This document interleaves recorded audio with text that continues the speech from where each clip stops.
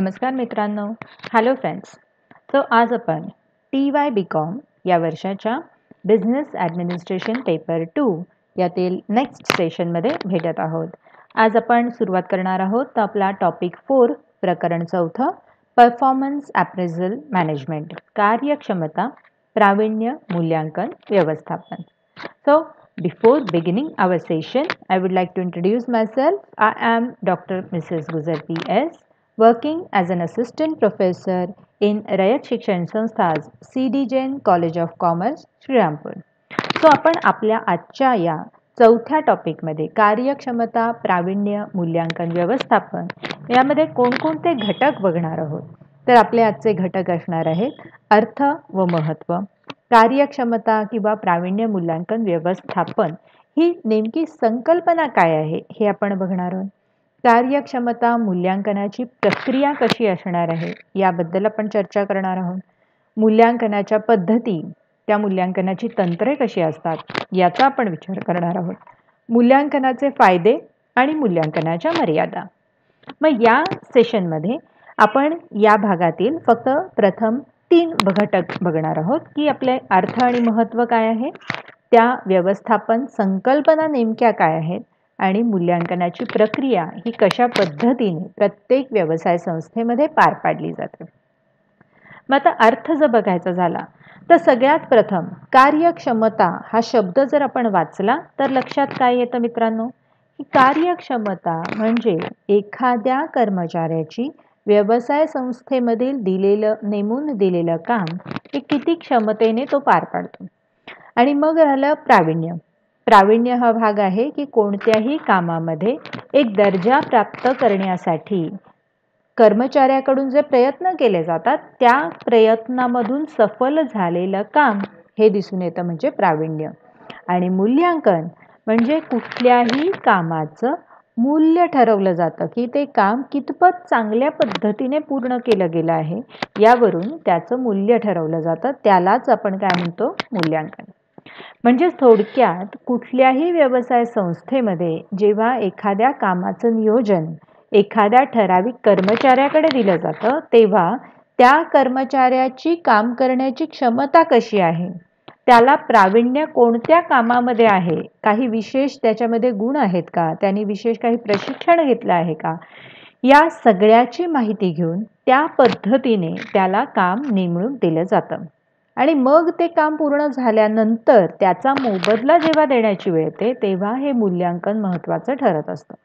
मूल्यांकन हे नेहमी पैशाच्याच स्वरूपात असेल असंही नाही, बट कुठल्याही कामामध्ये एखाद्या कर्मचाऱ्यांनी केलेल्या चांगल्या कामाची प्रशंसा जर झाली तर इतर कर्मचाऱ्यांना सुद्धा आपण चांगलं काम कशा पद्धतीने करू, आपल्याला प्रशंसा कशा पद्धतीने मिळवता येईल यासाठी उत्तेजन किंवा यासाठी प्रेरणा प्राप्त होत असते. मग थोडक्यात आपण सुरुवातीला बघूया की नेमकं मूल्यांकन ही संकल्पना काय आहे. किंबॉल आणि किंबॉल यांच्या मांडलेल्या व्याख्येनुसार विशिष्ट कार्याशी संबंधित असे व्यक्तीचे सापेक्ष मूल्य ठरवणे म्हणजे मूल्यांकन होय.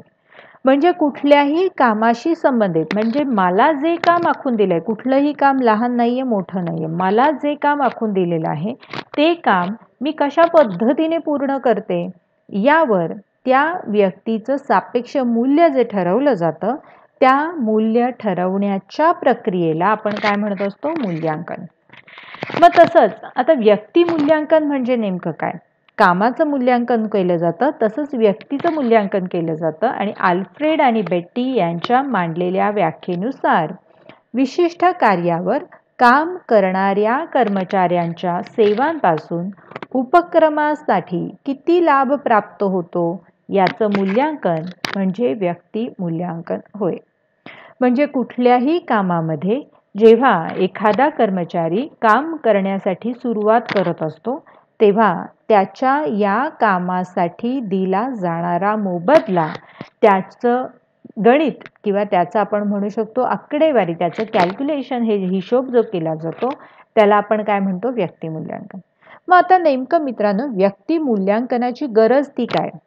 तर हे बघा, उदाहरण मी तुम्हाला सांगते की ए, बी, सी आणि डी हे 4 कर्मचारी आपल्या व्यवसाय संस्थेमध्ये काम करत आहेत. ए हा जो कर्मचारी आहे तो खूप चांगल्या पद्धतीने वेळेत काम पूर्ण करतो. बी हा कर्मचारी जो आहे तो अतिशय प्रावीण्य त्या कामामध्ये त्याचा आहे. वेळेच्या आधी तो ते काम पूर्ण करतो, जबाबदारीने काम पार पाडतो. आणि सी आणि डी जे आहेत त्यामध्ये सी जो आहे तो ऑन अन ॲव्हरेज काम करणारा व्यक्ती आहे आणि डी जो आहे तो काम चुकारपणे करणारा व्यक्ती आहे.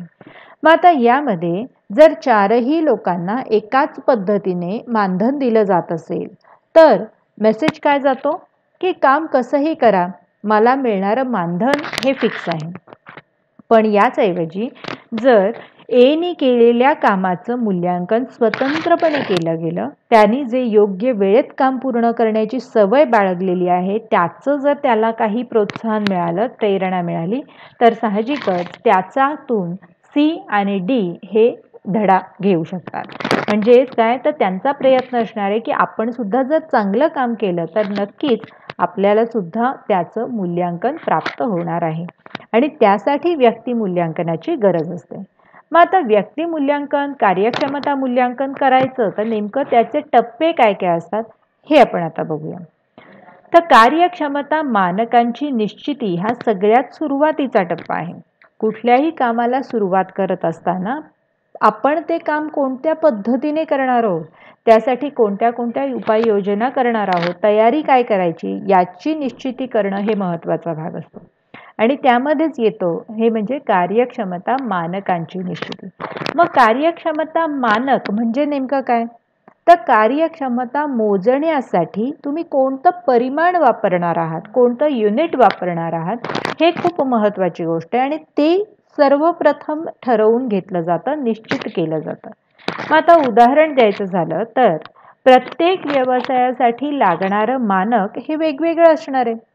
एकच मानक सगळ्या व्यवसाय संस्थांना लागू पडू शकत नाही.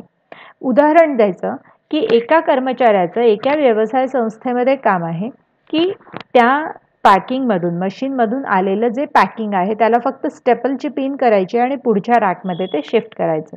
म्हणजे थोडक्यात यामध्ये कुठल्याही प्रावीण्याची, विशेष प्रावीण्याची गरज लागत नाही. पण इथे मानक काय असणार आहे, तर एका तासात एक कर्मचारी किती बॉक्स पॅक करू शकतो. म्हणजे थोडक्यात इथे क्वांटिटीनुसार मानक ठरवलं गेलेलं असतं. तेच दुसऱ्या कामामध्ये उदाहरण घ्यायचं झालं तर त्या मसाल्यांमध्ये जे पदार्थ पडतात ते पदार्थ योग्य पद्धतीने भाजणं, योग्य पद्धतीने वाळवणं, योग्य पद्धतीने मिक्स करणं किंवा त्याचं बारीक पावडर करणं, हे काम जे आहे ते मात्र अतिशय प्रावीण्यपूर्ण गरजेने केलेलं असणार आहे. आणि त्यासाठी येणारं मानक हे वेगळं असणार आहे. म्हणजे तिथे घाई करून चालणार नाही की एका तासात 10 मसाले झालेच पाहिजे, 10 किलो मसाले झालेच पाहिजे, अशी घाई करून तिथे उपयोग होणार नाही. म्हणजे थोडक्यात कामाच्या स्वरूपाच्या अनुसार कार्यक्षमतेचं मानांकन हे निश्चित केलं जातं. मग त्यानंतर पुढचा भाग येतो, पुढची प्रक्रिया जी येते ती आहे मानकाचे संदेशवहन. म्हणजे जे मानक आपण ठरवलेलं आहे ते आपल्या व्यवसाय संस्थेमधील प्रत्येक कर्मचाऱ्याला माहिती असणं सुद्धा महत्त्वाचं असतं. कारण काय, तर आपल्या व्यवसाय संस्थेमध्ये आपण कशा पद्धतीने काम करतो आणि ते काम कशा पद्धतीने मोजलं जातं, त्याचं मूल्यांकन कसं ठेवलं जातं, हे जर प्रत्येक कर्मचाऱ्याला माहिती असेल तर साहजिकच तो आपलं काम जास्तीत जास्त चांगलं कशा पद्धतीने करता येईल, मांडता येईल यासाठी प्रयत्न करणार आहे. त्यामुळे मानकाचं संदेशवहन होणं, कम्युनिकेशन होणं, प्रत्येक कर्मचाऱ्याला, प्रत्येक व्यवसाय संस्थेच्या घटकाला ते माहिती होणं हे खूप महत्त्वाचं असतं. त्यानंतर पुढचा भाग आहे कार्यक्षमतेचे मापन. म्हणजे आपल्या कार्यक्षमतेची मोजमाप ही कोणत्या पद्धतीने, कोणत्या युनिटमध्ये होणार आहे हे सुद्धा तितकंच महत्त्वाचं असतं. म्हणजे माझ्या व्यवसाय संस्थेमध्ये जेव्हा मी काम करते तेव्हा माझ्या कामाचं मोजमाप हे कोणत्या परिमाणात होणार आहे हे माहिती प्रत्येक कर्मचाऱ्याला असलं पाहिजे. आणि ती माहिती एकदा झाल्यानंतर जेव्हा प्रॅक्टिकली काम सुरू होतं तेव्हा ती कार्यक्षमता मोजली गेली पाहिजे. आता कार्यक्षमता मोजून झाली, मग पुढचा घटक काय येतो, तर पुढचा घटक येतो तो प्रभाव किंवा त्याचा परिणाम शोधणे. म्हणजे एकदा आपण कामाला सुरुवात केली, सुरुवातीला मानक कोणता घ्यायचा ते ठरवलं, त्या मानकाची माहिती सगळ्यांपर्यंत पोहोचवली, त्या मानकाच्या अनुसार मापन केलं आणि आता मापन केलंय त्याचा काय शोधावा लागणार आहे आपल्याला? आउटपुट, रिझल्ट, प्रभाव. म्हणजे त्या मानकाचा नेमका आपल्या व्यवसाय संस्थेच्या कामकाजावर कशा पद्धतीने प्रभाव दिसून येतो याचा अभ्यास करणं ही सुद्धा कार्यक्षमता मूल्यांकनाची प्रक्रियेचा भाग येतो. म्हणजे जर त्या मानकाने आपल्या व्यवसाय संस्थेला फायदा होत असेल तर ते मानक पुढे आपल्याला कंटिन्यू ठेवायचं आहे. जर त्या मानकामुळे कर्मचाऱ्यांची काम करण्याची मानसिकता कुठल्या ना कुठल्या दृष्टीने कमी होतीये असं दिसत असेल तर ते मानक बदलण्याची गरज आहे. म्हणजे इथे आपण काय करत असतो तर प्रभाव किंवा त्याचा परिणाम शोधून त्या पद्धतीने भविष्यामधील निर्णय घेत असतो. त्यानंतर पुढचा भाग आला तुलना. कोणताही निर्णय घ्यायची जेव्हा वेळ येते तेव्हा त्यामध्ये तुलना ही खूप महत्त्वाची असते. कारण काय तर आपण जेव्हा एखाद्या गोष्टीमध्ये कामाची सुरुवात करतो, त्या कामाची मोजमाप करतो आणि आता आपल्याला सांगायचं आहे की हे काम चांगलं झालं की वाईट झालं किंवा जास्त चांगलं होऊ शकेल का, तर मग यासाठी नेहमी काय करावं लागतं तर तुलना करावी लागते, कंपॅरिझन करावी लागते. मग ती इंटरनल असू शकेल किंवा एक्सटर्नल असू शकेल. म्हणजे स्वतःच्याच व्यवसाय संस्थेमधील दुसरे विभाग कसे काम करतायत, तेथील मानकं कशी आहेत, त्यांचा प्रभाव कसा आहे आणि आपल्या भागामध्ये आपल्या कामामध्ये असणारं मानक त्यामुळे दिसणारा परिणाम याची तुलना केली जाते. किंवा काही ठिकाणी हीच तुलना एक्सटर्नल गोष्टींची म्हणजे इतर जे व्यवसाय आहेत, आपल्या स्पर्धेमध्ये असणारे जे व्यवसाय आहेत की ज्यांचं प्रोडक्शन, ज्यांचं उत्पादन हे आपल्याच पद्धतीने आहे, मार्केटिंग आपल्या पद्धतीने आहे आणि त्याच्यामध्ये वापरले जाणारे मानक कसे आहेत, त्यांचा प्रभाव कसा दिसून येतो याबद्दलची तुलना तिथे केली जाते. आता ही झाली तुलना आपल्या कार्यक्षमतेच्या परिणामांची.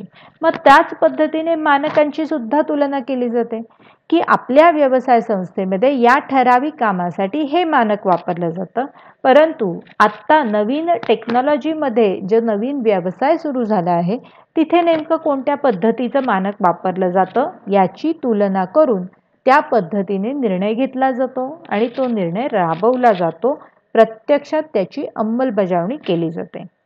त्यानंतर पुढचा भाग जो येतो तो आहे माहिती प्रसारण. मग जसं आपण दुसरा भाग बघितला की एकदा मानक जर तुमचं ठरलं तर त्याचं संदेशवहन, त्याची माहिती प्रत्येक कर्मचाऱ्यापर्यंत पोहोचणं गरजेचं असतं. त्याच पद्धतीने आपल्या व्यवसाय संस्थेची जी कार्यक्षमता आहे त्याची माहिती सुद्धा प्रत्येक घटकापर्यंत पोहोचणं महत्त्वाचं असतं. मग तो घटक फक्त व्यवसाय संस्थेशी संबंधित निगडीत असेल असं नाही, तर ती माहिती ही समाजापर्यंत पोहोचणं महत्त्वाचं असतं. कारण काय तर यातूनच आपल्या व्यवसाय संस्थेची पत तयार होत असते, गुडविल निर्माण होत असतं.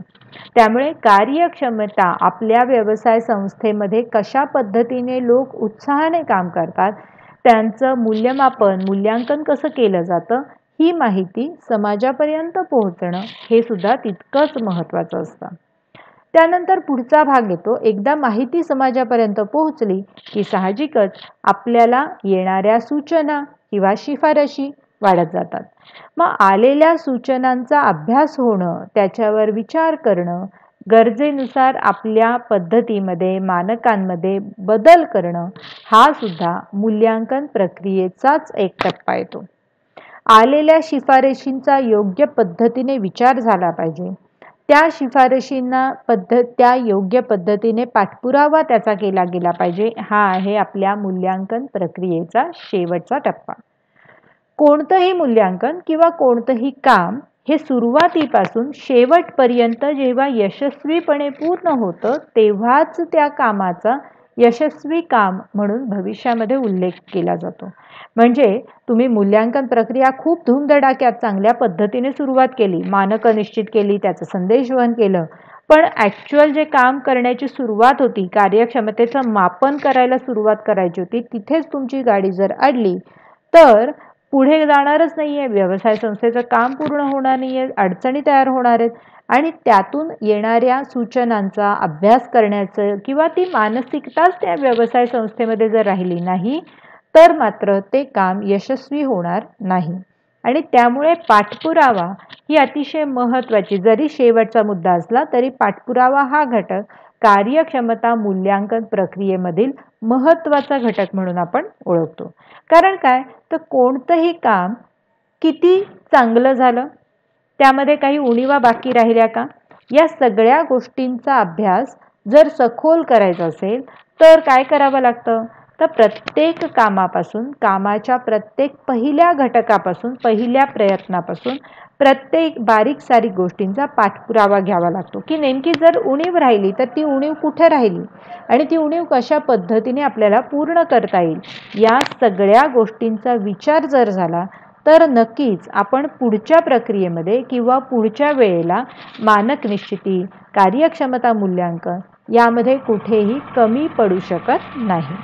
म्हणजेच थोडक्यात आपण कार्यक्षमता मूल्यांकन जर करायचं झालं तर सुरुवात कुठून होते, मानक निश्चितीपासून, आणि शेवट कुठे होतो, तर आपण जी केलेली निश्चिती आहे, आपण जे घेतलेले निर्णय आहे ते योग्य पद्धतीने अंमलात येतात की नाही, अंमलात येताना त्याच्यामध्ये काही अडचणी येत आहेत का, या सगळ्या गोष्टींचा जर सारासार विचार करून एकत्रित पद्धतीने जर गणित मांडलं गेलं तर नक्कीच व्यवसाय संस्थेसाठी गरजेचं असं कार्यक्षमता मूल्यांकनाची प्रक्रिया ही पूर्ण होऊ शकते. म्हणजे थोडक्यात आजच्या आपल्या या चौथ्या टॉपिकमधील, चौथ्या प्रकरणामधील सेशनमध्ये आपण सगळ्यात महत्त्वाचा घटक की कार्यक्षमता म्हणजे काय, मूल्यांकन म्हणजे काय हे बघितलं आणि कार्यक्षमता मूल्यांकनाची प्रक्रिया कशी काम करते, त्याचे टप्पे कसे कसे आहेत आणि ते टप्पे यशस्वीपणे आपण कसे पूर्ण करू शकतो याचा विचार केला. आता कार्यक्षमता मूल्यांकनाची तंत्र काय आहेत, त्याचे फायदे काय आहेत, त्याचे तोटे काय आहेत, या 3 घटकांचा विचार आपण पुढील सेशनमध्ये करणार आहोत. तोपर्यंत आजच्या सेशनमध्ये आपण इथेच थांबतोय. धन्यवाद. Take care. Good bye.